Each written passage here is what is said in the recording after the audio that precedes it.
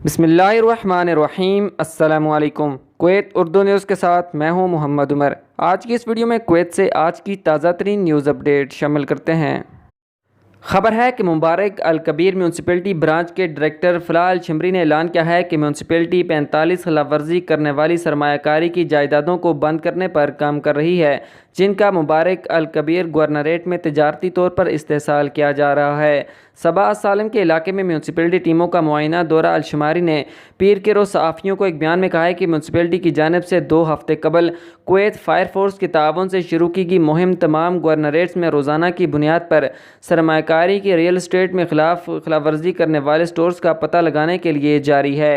انہوں نے مزید کہا ہے کہ معائنہ ٹیموں نے آج خلاف ورزی کرنے والی کچھ جائیدادوں پر 75 انجینئرنگ وارننگز ریکارڈ کی ہیں اور ان مختلف سرمایہ کاری کی عمارتوں پر 35 خلاف ورزیوں کی رپورٹس بھی جاری کی ہیں۔ انہوں نے کویت میونسپلٹی اور کویت فائر فورس کے قوانین کی تعمیل کی اہمیت پر زور دیا تاکہ لوگوں کی جانیں کچھ انتہائی آتش گیر مواد کے غلط ذخیرے سے بچائی جا سکیں تاکہ جائیدادوں کے مالکوں پر بلاک کا اندراج نہ ہو۔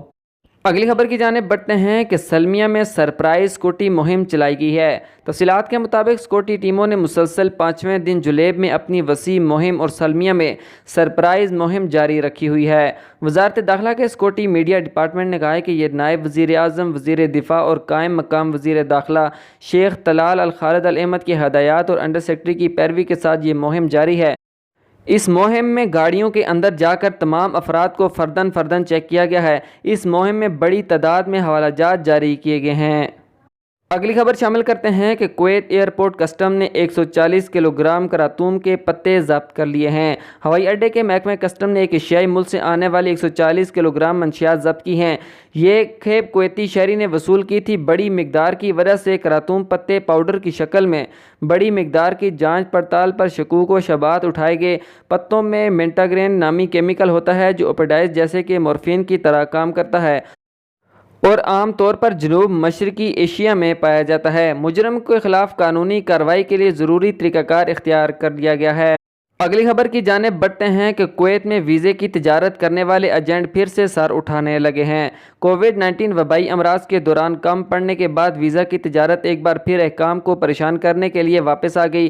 اس سلسلے میں ایجنٹ اشتہارات کے ذریعے اپنے ویزا تجارت کو فعال کرنے والے اندرون و بیرون ملک ورک پرمٹ ویزے فروخت کرنے کی پیشکش کر رہے ہیں، جبکہ کویت کی وزارت داخلہ اور پبلک اتھارٹی آف افرادی قوت مسلسل قوانین کی خلاف ورزی کے خلاف تنبیہ کرتی ہے اور عدلیہ کو دیے جانے والے سینکڑوں حوالوں کے باوجود ویزوں کی تجارت اور ان کے خلاف فیصلوں کے اجرا میں ملوث افراد سوشل میڈیا پر روزانہ مانیٹرنگ کیے جانے والے اشتہارات اور واٹس ایپ پر فروخت کیے جانے والے ویزے کی پیشکش کی جاتی ہے، جبکہ قومیت اور ملازمت کی تفصیل کے لحاظ سے قیمت 1500 سے 2300 دینار کے درمیان ہوتی ہے۔